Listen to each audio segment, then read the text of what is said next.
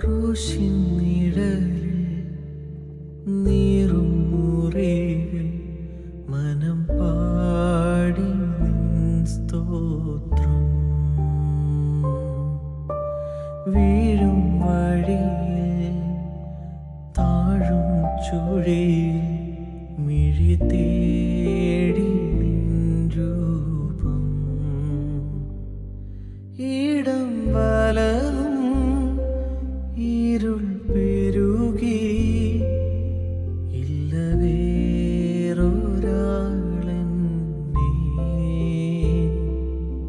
ഒന്നു താങ്ങുവാൻ നാഥ.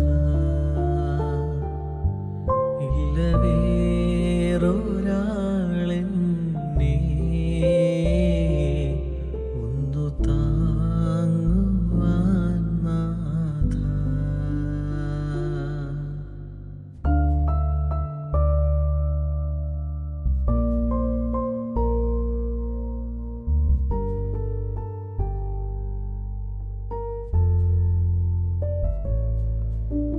സിയോൻ വഴിയിൽ സ്നേഹം തിരഞ്ഞ് ഒരുപാടു നീറി ഞാൻ.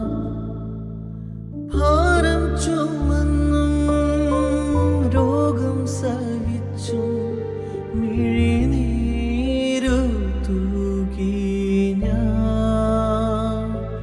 മുള്ളിൽ കുടുങ്ങി തേങ്ങിക്കരയും ഒരു പാവമാണേ ഞാൻ. എന്നെ തിരക്കി തേടി വരുവാൻ പ്രിയനേശു നീ മാത്രം. ക്രൂശിൻ നിഴലിൽ നീറും മുറിവിൽ മനം പാടി നിൻ സ്തോത്രം.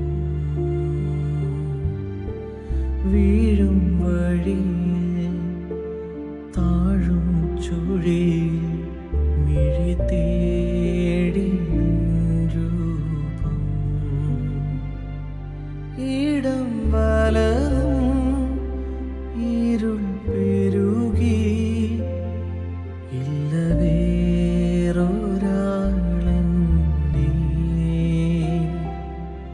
ഒന്നു താങ്ങുവാൻ നാഥ.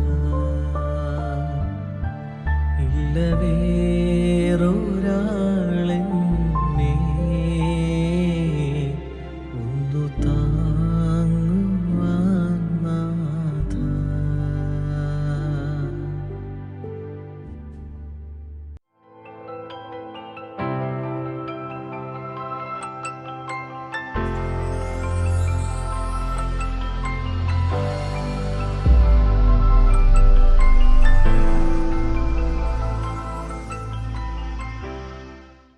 പാട്ടും പ്രസംഗവും എന്ന ഈ പ്രോഗ്രാമിലേക്ക് എല്ലാ മാന്യ പ്രേക്ഷകർക്കും സഹോദരീ സഹോദരന്മാർക്കും സ്വാഗതം.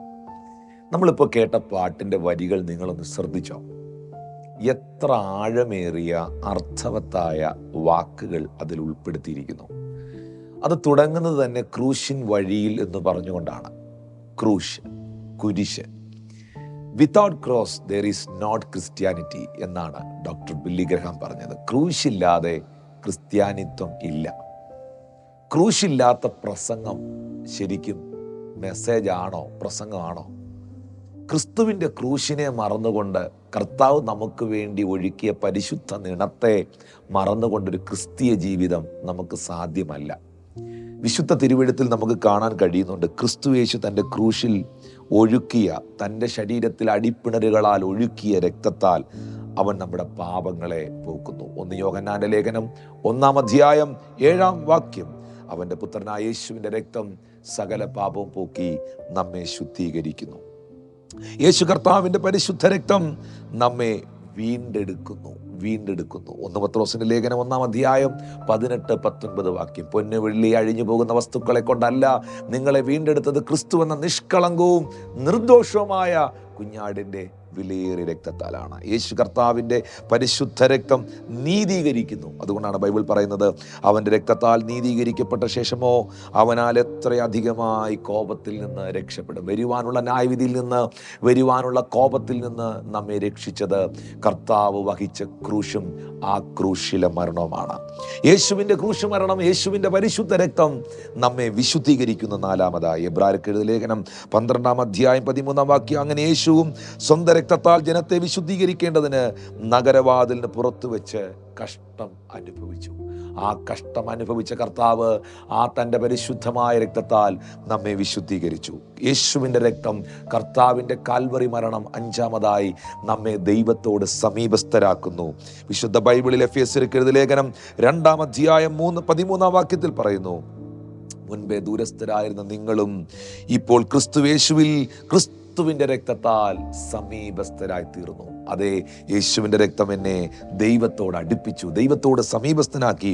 6-മതായി ക്രിസ്തുയേശുവിൻ്റെ രക്തം, കാൽവറി മരണം, ക്രൂശ് നമ്മെ ആരാധനയ്ക്ക്, ദൈവത്തെ ആരാധിക്കേണ്ടതിന് യോഗ്യരാക്കി മാറ്റുന്നു. എബ്രായർ 9:14 ക്രിസ്തുവിൻ്റെ രക്തം ജീവനുള്ള ദൈവത്തെ ആരാധിപ്പാൻ നിങ്ങളുടെ മനസ്സാക്ഷിയുടെ നിർജീവ പ്രവൃത്തികളെ പോക്കി എത്രയധികം ശുദ്ധീകരിക്കും. എൻ്റെ മനസ്സാക്ഷിയുടെ നിർജീവമായ പ്രവൃത്തികളെ പോക്കി എന്നെ ശുദ്ധീകരിക്കുന്ന യേശുവിൻ്റെ രക്തം, തൻ്റെ കാൽവറി മരണം. 7-മതായി യേശുവിൻ്റെ കാൽവറി മരണം, ആ കുരിശ്, തൻ്റെ പരിശുദ്ധ രക്തം, അത് സമ്പാദിച്ചത്, ആ രക്തത്താൽ യേശു സമ്പാദിച്ചത് സഭയാണ്. അപ്പോസ്തലപ്രവൃത്തി 20-ാം അധ്യായം 28-ാം വാക്യം.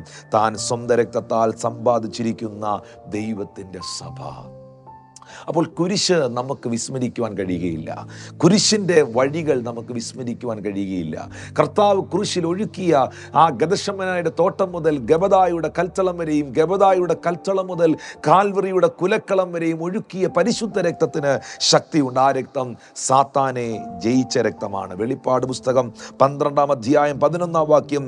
അവർ അവനെ കുഞ്ഞാടിൻ്റെ രക്തഹേതുവായും സാക്ഷ്യവചന നിമിത്തവും ജയിച്ചു. അതേ, പൈശാചിക മണ്ഡലങ്ങളെ തകർത്തുടച്ച, പൈശാചിക ശക്തികളെ നിഷ്ഫലമാക്കിയ, നിർവീര്യമാക്കിയ, അവനെ പാരലൈസ്ഡ് ആക്കി കളഞ്ഞതാണ് യേശു കർത്താവിൻ്റെ പരിശുദ്ധമായ രക്തം. 9-മതായി ബൈബിൾ പറയുന്നു, യേശുവിൻ്റെ രക്തം നമ്മുടെ പ്രായശ്ചിത്തത്തിനായി ഒഴുക്കിയ പ്രായശ്ചിത്ത മരണമായിരുന്നു, പ്രായശ്ചിത്തത്തിനായി നൽകിയ രക്തമായിരുന്നു. റോമർ 3:25 വിശ്വസിക്കുന്നവർക്ക് തൻ്റെ രക്തം മൂലം പ്രായശ്ചിത്തമാകുവാൻ ദൈവം അവനെ പരസ്യമായി നിർത്തി. പ്രിയപ്പെട്ടവരെ, ഇന്ന് ഈ മെസ്സേജ് നിങ്ങൾ കേട്ടുകൊണ്ടിരിക്കുമ്പോൾ ഒരു കാര്യം കൂടെ മാത്രം പറയാനുള്ള നേരമേ എൻ്റെ മുമ്പിലുള്ളൂ. 10-മതായി യേശുവിൻ്റെ രക്തം നമുക്ക് സമാധാനം നൽകിയ രക്തമാണ്. ക്രൂശിലെ മരണം നമുക്ക് സമാധാനം നൽകിയ. കൊലോസ്യർ 1:20 അവൻ ക്രൂശിൽ ചൊരിഞ്ഞ രക്തം കൊണ്ട് അവൻ മുഖാന്തരം സമാധാനമുണ്ടാക്കി. കർത്താവേ, അവിടുത്തെ പരിശുദ്ധ രക്തം എനിക്കായി ഒഴുക്കിയതിന് നന്ദി. അങ്ങനെക്ക് വേണ്ടി വഹിച്ച ആ കുരിശിനായി നന്ദി. ആ കുരിശിൻ്റെ വഴികളിലൂടെ അങ്ങ് കടന്നുപോയപ്പോൾ അങ്ങ് എനിക്ക് വേണ്ടി ഏറ്റ എല്ലാ സഹനങ്ങൾക്കും നന്ദി. പാപിയായിരുന്ന എന്നെ സ്വന്തമാക്കുവാൻ, തള്ളപ്പെട്ട എന്നെ സ്വീകരിപ്പാൻ, അയോഗ്യനായ എനിക്ക് യോഗ്യത നൽകുവാൻ, നിത്യമായ രക്ഷ നൽകുവാൻ, നിത്യജീവൻ തരുവാൻ, എൻ്റെ പ്രാർത്ഥന സ്വർഗത്തിലെത്തുവാൻ, നരകത്തിൽ നിബന്ധിക്കേണ്ട എൻ്റെ ആത്മാവിന് നിത്യത ഉണ്ടാകുവാൻ അവിടുന്ന് എനിക്ക് വേണ്ടി വഹിച്ച ഭാരമേറിയ കുരിശിന് നന്ദി. എനിക്ക് വേണ്ടി ഒഴുക്കിയ വിലയേറിയ രക്തത്തിന് നന്ദി. യേശുവേ, അങ്ങയ്ക്ക് നന്ദി. പിതാവേ, അങ്ങയ്ക്ക് നന്ദി. അവിടുത്തെ പുത്രനെ ഞങ്ങൾക്ക് തന്നതിന് നന്ദി, നന്ദി, നന്ദി കർത്താവേ.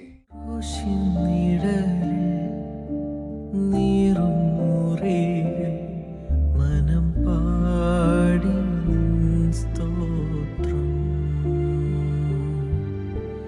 വീഴും വഴി താഴും ചുഴി മിഴി